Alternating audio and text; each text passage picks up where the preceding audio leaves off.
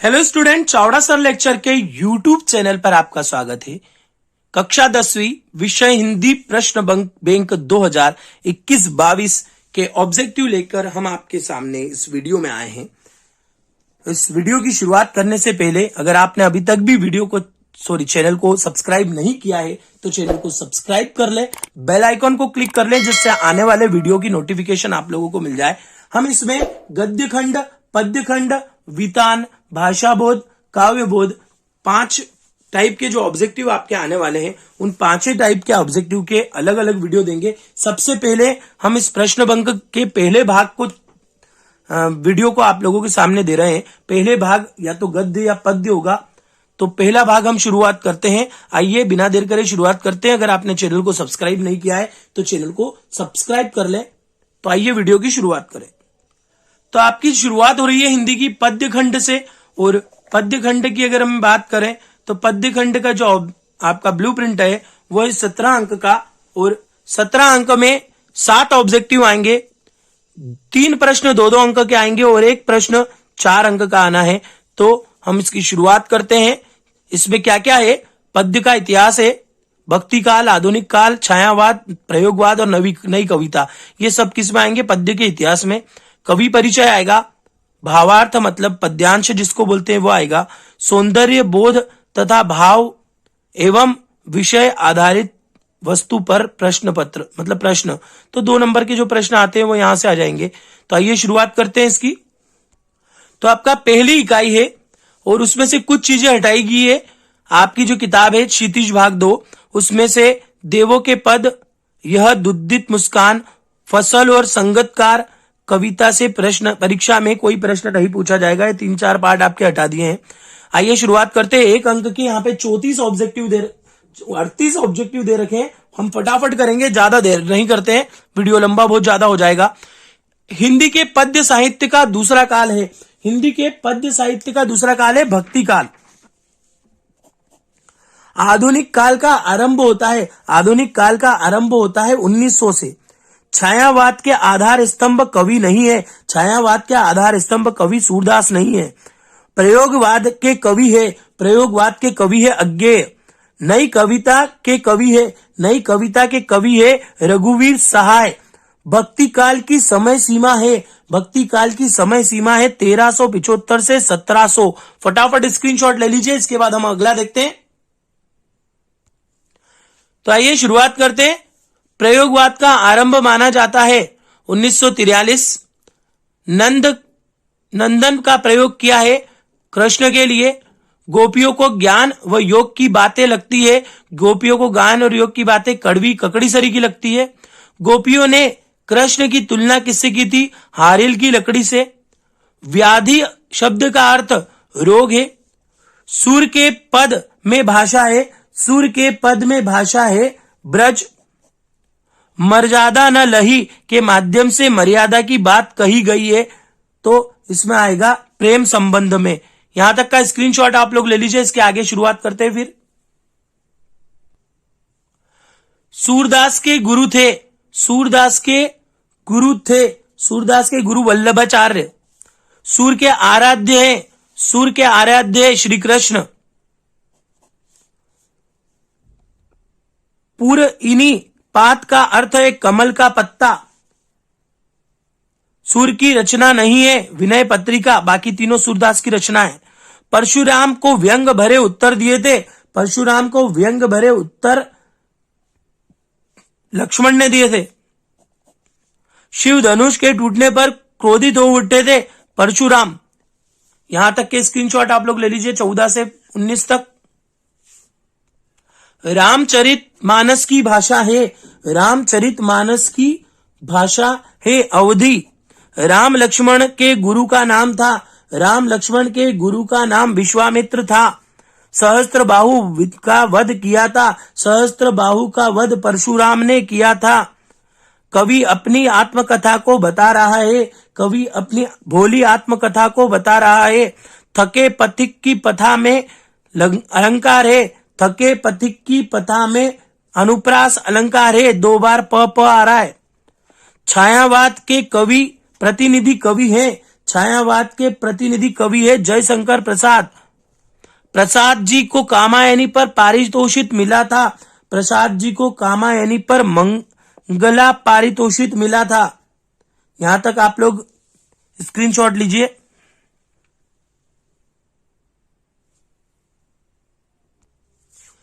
जयशंकर प्रसाद का संग्रह नहीं है। जयशंकर प्रसाद का संग्रह नहीं है। साये में धूप। उत्साह कविता में बादल प्रतीक है। उत्साह कविता में बादल प्रतीक है क्रांति का। कवि ने बादलों को किस कल्पना के सामने पाले हुए माना है? कवि ने बादलों को बाल कल्पना, यहां पे आएगा बाल कल्पना। किसकी कल्पना? तो बाल कल्पना। कवि ने बादलों के लिए विशेषण प्रयोग किया है। कवि ने बादलों के लिए नवजीवन वाले विशेषण का प्रयोग किया है। कवि बादलों से बरसने का आह्वान कर रहा है। कवि बादलों से बरसने का आह्वान कर रहा है, आकाश को घेरकर बरसने का। कवि ने तृप्त धरा के माध्यम से संकेत दिया है। कवि ने तृप्त धरा के माध्यम से जन सामान्य की पीड़ा को संदेश दिया है। इसका स्क्रीनशॉट आप लोग ले लीजिए। इसके बाद है नाश और निर्माण के रचनाकार। तो नाश और निर्माण के रचनाकार जन सामान्य की पीड़ा, नाश और जन सामान्य की पीड़ा 32वें का उत्तर था। 33वें का जो उत्तर है वो गिरिजा कुमार आएगा। गिरीश कुमार माथुर के अनुसार प्रभुता का शरण बिंब है। गिरीश कुमार माथुर के अनुसार प्रभुता का शरण है मृग तृष्णा। नई कविता के समर्थ कवि थे। नई कविता के समर्थ कवि थे गिरिजा कुमार माथुर। लड़की जैसी दिखाई मत देना से मां का क्या आशय है? वो है दुर्बलता को ताकत बनाने के लिए। और सूरत नीरत काव्य संग्रह के कवि, सूरत नीरत काव्य संग्रह के कवि ऋतुराज। कन्यादान कविता में नारी के किस भाव की अभिव्यक्ति है? संवेदनशीलता। तो इनका स्क्रीनशॉट ले लीजिए। 20 सत्य है तो 30 खालिस्तान में। यहाँ पे 20 आपके स्क्रीन के सामने है, 10 और इसके बाद है। पहला, सूर की भक्ति भाव की है। किस भाव की है? सूरदास की भक्ति दास भाव की है। सूरदास जन्म से क्या थे? सूरदास जन्म से अंधे थे, मतलब जन्मांध थे। जन्म से अंधे भी लिख सकते हैं, जन्मांध भी है। गोपियां उद्धव को मानती है। गोपियां उद्धव को बड़भागी मानती है। गोपियों के लिए श्री कृष्ण हारिल की लकड़ी के तरह हैं। हरि है पड़ी आए, हरि है पड़ी आए, राजनीति पड़ी आए। सूरदास का निधन में हुआ था पारसोली। गोपियों ने मधु संबोधन के लिए दिया था। किसको दिया था? कृष्ण को के लिए दिया था। मधुर संबोधन किसके लिए दिया था? कृष्ण के लिए। सूरदास जी मुख्यतः रस के कवि है। सूरदास जी मुख्यतः वात्सल्य रस के कवि है। योग संदेश लेकर मथुरा से ब्रजधाम कौन आए थे? उद्धव आए थे। यो छुअत टूट रघुपति हूं न दोष हूं, कथन किसका था? ये दोष उसमें ये जो कथन था वो लक्ष्मण का था। लक्ष्मण ने ये बोला था कि सिर पर भगवान राम ने हाथ लगाया और ये टूट गया। छुअत टूट रघुपति न दोषु, रामचरितमानस का एक दोहा है। परशुराम स्वभाव से थे, परशुराम स्वभाव से क्रोधी थे। रघुकुल में देवता ब्राह्मण ईश्वर भक्त और का वध नहीं किया जाता है। गाय। व्यक्ति अपनी प्रशंसा स्वयं करते हैं। कायर। परशुराम के गुरु कौन थे? भगवान शिव। कवि के सरल स्वभाव के कारण ने धोखा दिया था मित्रों ने। आलिंगन में आते जाते जो भाग गया वो क्या था? मुस्क्या। निराला ने बादलों से का आग्रह किया था बरसने का। निराला ने बादलों को के समान सुंदर बताया है केशों के। उत्साह कविता की भाषा है। सांस्कृतिक संस्कृतनिष्ठ खड़ी बोली। निराला की अधिकांश रचनाएं छंद में मिलती है। मुक्तक। तो ये 20 रिक्त स्थान है, आप स्क्रीनशॉट ले लीजिए। देखिए संख्या बहुत दे रखी है और हमारे 7 नंबर के ऑब्जेक्टिव इनमें से बैठने की बहुत उम्मीद बनती है, इसलिए आप इनको ईमानदारी से याद करें। अगर आप मेरा वीडियो अगर 4-5 बार सुन लेंगे तो ऑटोमेटिक आप लोगों को याद आ जाएंगे। तो आप लोग इन वीडियो को 2-4 बार सुन लीजिए तो भी आपको याद हो जाएगा, लिखने की भी जरूरत नहीं पड़ेगी। तो आइए आगे देखते हैं। अगला है द्विधाहत साहस का शाब्दिक अर्थ है। तो इसका शाब्दिक अर्थ है साहस होते हुए दुविधाग्रस्त रहना। हर चंद्रिका में छिपी एक रात है। हर चंद्रिका में छिपी एक रात है, रात कृष्णा है। कभी छाया मत छूना में अतीत की स्मृतियों को भूल वर्तमान का सामना कर का वर्ण करने का संदेश दिया है। तो काय के लिए दिया है? भविष्य के लिए। छाया मत छूना कविता में भाव बोध की अभिव्यक्ति देखी जा सकती है। कौन सी भाव बोध? रोमानी भाव बोध। रोटियां सेकने के लिए है, जलने के लिए नहीं। आग, आग रोटियां सेकने के लिए, जलाने के लिए नहीं। कवि ऋतुराज के अनुसार वस्त्र और आभूषण स्त्री जीवन के बंधन है।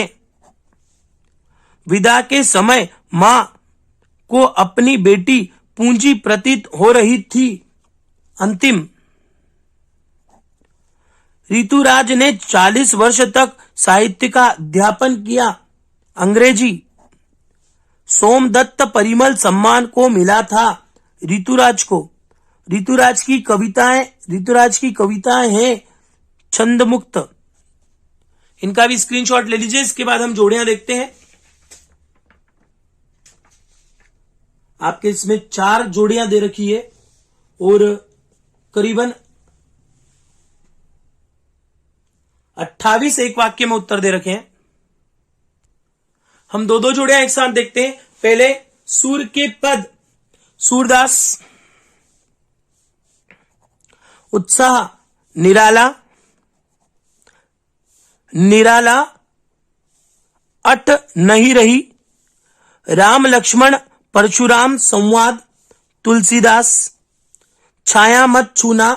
छाया मत छूना गिरजा कुमार माथुर। आत्मकथ्य। आत्मकथ्य जयशंकर प्रसाद। और कन्यादान। कन्यादान ऋतुराज। विनय पत्रिका। विनय पत्रिका तुलसीदास। कामायनी जयशंकर प्रसाद। साहित्य लहरी सूरदास। शीला पंख चमकीले गिरजा कुमार माथुर। और पूर पर पानी ऋतुराज। तो ये 2 जोड़ी आप लोग स्क्रीनशॉट ले लीजिए, फिर आगे की और जोड़े हम बताते हैं। Chavda sir lecture YouTube channel के माध्यम से आप इन वीडियो को प्राप्त कर रहे हैं। Kamlesh Chavda sir amoral coaching classes, Mahidpur city, जिला उज्जैन, मध्य प्रदेश, मालवा की माटी से आप लोगों को हम ये वीडियो अवेलेबल करवा रहे हैं। उज्जैन जिले से हम बिलोंग करते हैं, बाबा महाकाल की नगरी से।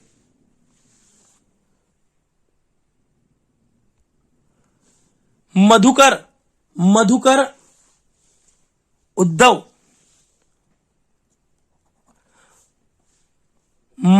मदन महीप। मदन महीप परशुराम। प्रातः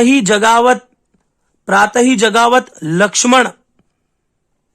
इसके पीछे वाले पेज पे होगा, मैं आपको उधर दे दूंगा इसको। लक्ष्मण। प्यारी राधिका को प्रतिबिंब सो लगती है, इसका है सो लगत चंद, इसका आएगा गोपियां, वो भी हमारा पीछे के पेज पे आएगा, तो हम उनको उधर देख लेंगे। आप लोग इसका स्क्रीनशॉट ले लीजिए, जिनके ये आंसर आ रहा है मैं बता देता हूं। ये जो आंसर है श्री कृष्ण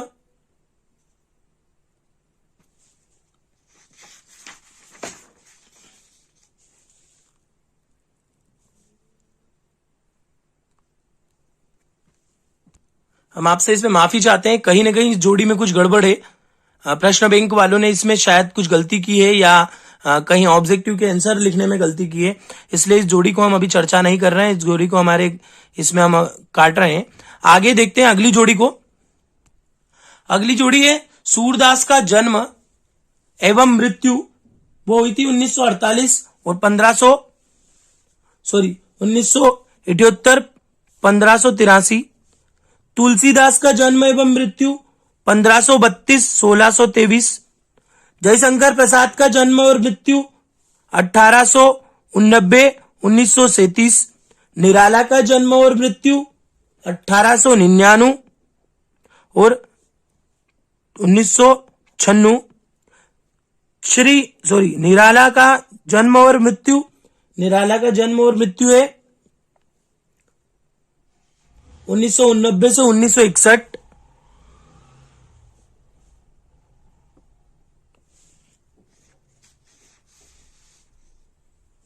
एक ऑप्शन इसमें भी, यहां पे भी कुछ गड़बड़ लग रही है, हम रोकते हैं उसको।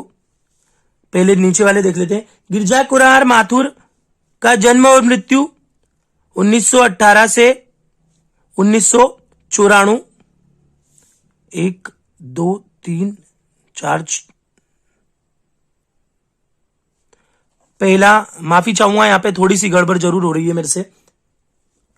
पहला हमारा 1978 वाला, दूसरा तुलसीदास जी का, तीसरा जयशंकर प्रसाद जी का और चौथा निराला जी का। 1899 से 1961, यहां पे 1961 आएगा, ये प्रिंटिंग मिस्टेक के कारण गड़बड़ हो रही है, और हम देख लेंगे इसको बाद में, हम बता देंगे। 1961 गिरजा कुमार माथुर का जन्म और मृत्यु 1918 से 1994 और ऋतुराज का जन्म 1940। ये आपकी जोड़ी है पूरी, आप लोग इसको सेट कर लीजिए।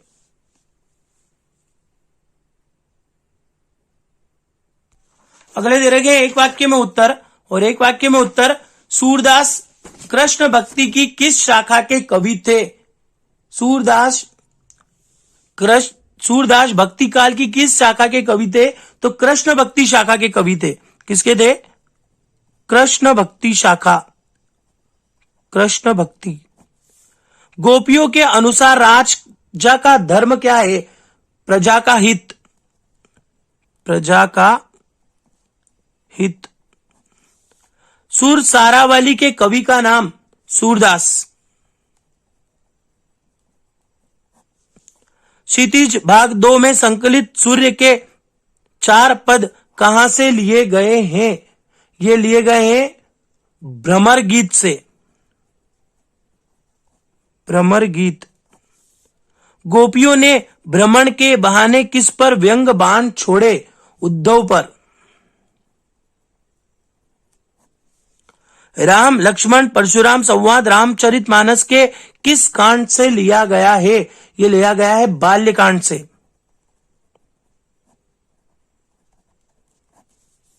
बालकांड से। गोस्वामी तुलसीदास की मृत्यु कब हुई? अभी हमने ऊपर पढ़ा भी है। गोस्वामी तुलसीदास की मृत्यु कहां हुई पूछा उन्होंने? काशी में। सीता स्वयंवर में राम लक्ष्मण किसके साथ आए थे? विश्वामित्र जी के साथ आए थे। बालुक बोली बदो नहीं तो ही में कौन सा अलंकार है? अनुप्रास अलंकार है। बार बार एक ही चीज की पुनरावृत्ति हो रही है, अनुप्रास। उंगली दिखाने से कौन मुरझा जाता है? उंगली दिखाने से कुम्हड़े का फूल मुरझा जाता है, कुम्हड़े का फूल। कवि प्रसाद जी अपने किस स्वभाव को दोष नहीं देना चाहते हैं? वो सरल स्वभाव को, सरल स्वभाव। मुरझाकर गिर रही पत्तियां किसका प्रतीक है? निराशा का। आत्मकथा कविता में किस पक्ष की अभिव्यक्ति की गई है? आत्मकथा कविता में जीवन के यथार्थ एवं अभाव पक्ष, यथार्थ एवं अभाव पक्ष की अभिव्यक्ति की गई है। प्रेसी के कपोलों की लालिमा की तुलना किससे की गई है? प्रेसी के कपोलों की लालिमा की तुलना उषा काल की उरा अरुणिमा से की गई है। उषा काल मतलब सुबह सुबह, उषा काल की अरुणिमा से की गई है। इनका स्क्रीनशॉट ले लीजिए आप लोग। उषा काल की अरुणिमा से की गई है, ये स्क्रीनशॉट ले लीजिए। उसके बाद हम आपको और 14 ऑब्जेक्टिव एक वाक्य के उत्तर और बचे हैं, उसके बाद सत्य असत्य बचे। पोर्शन लंबा जरूर है, वीडियो लंबा जरूर हो रहा है, पर आपका साहस जो है वो लंबा होना चाहिए। वीडियो देखते रहिए और हमारे चैनल से सीखते रहिए। आगे बढ़ते हैं। प्रसाद जी के आलिंगन में आते जाते क्या भाग गया? प्रसाद जी के आलिंगन में आते जाते जीवन का सुख भाग गया। जीवन का सुख, जीवन का सुख। बादल के हृदय में कौन छुपा है? बादल के हृदय में बिजली छिपी है।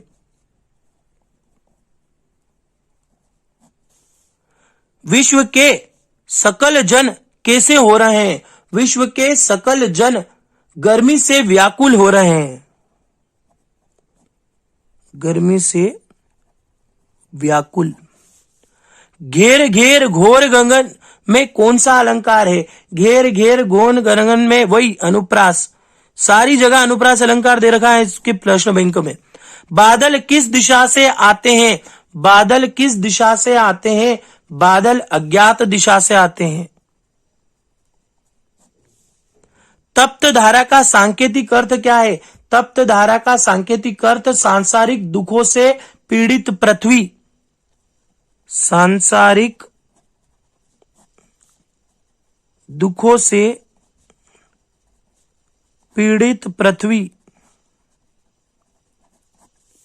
यामिनी का शाब्दिक अर्थ क्या है?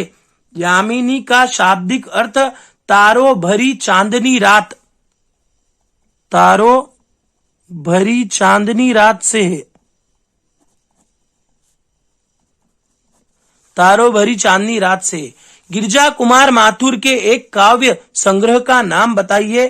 गिरिजा कुमार माथुर के काव्य संग्रह का नाम वैसे तो बहुत सारे हैं। नाश और निर्माण, धूप के धान, भीतर नदी की यात्रा या शीला पंख चमकीले। हमने आगे पढ़ा भी है इसलिए वही लिख देता हूं। शीला पंख चमकीले। शीला पंख चमकीले। गिरिजा कुमार माथुर किस मिजाज के कवि हैं? तो वे रोमानी मिजाज के कवि हैं। कन्यादान पाठ में मां बेटी को कौन सा पाठ पढ़ाना चाहती थी? कन्यादान पाठ में मां बेटी को यथार्थता का पाठ पढ़ाना चाहती थी। यथार्थ, जीवन के यथार्थ, जीवन के यथार्थ का पाठ पढ़ाना चाहती थी। पाठिका लड़की को, पाठिका किसको कहा गया? लड़की को कहा गया। मां पुत्री को किस तरह रहने का कहती है? मां पुत्री को सचेत और सजग रहने का कहती है। सचेत व सजग। स्त्री के बंधन कौन से हैं? स्त्री के बंधन वस्त्र और आभूषण है। वस्त्र व आभूषण। और कवि ऋतुराज ने धुंधले प्रकाश की पीठिका किसे कहा? तो कवि ने बेटी को धुंधले प्रकाश की पीठिका कहा। तो इनके भी स्क्रीनशॉट आप लोग ले लीजिए। 15 से लेके 28 तक एक वाक्य में उत्तर।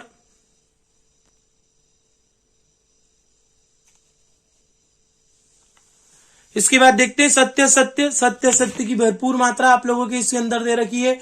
सत्य सत्य 33 दे रखे हैं, 31। तो आइए शुरुआत करते हैं उनकी भी फटाफट। सबसे पहले दे रखा है गोपियां कृष्ण द्वारा चुराए गए अपने मन को वापस मांग रही है। बिल्कुल सत्य है। अच्छे लोग परहित के लिए दौड़े चले आते हैं। सत्य है।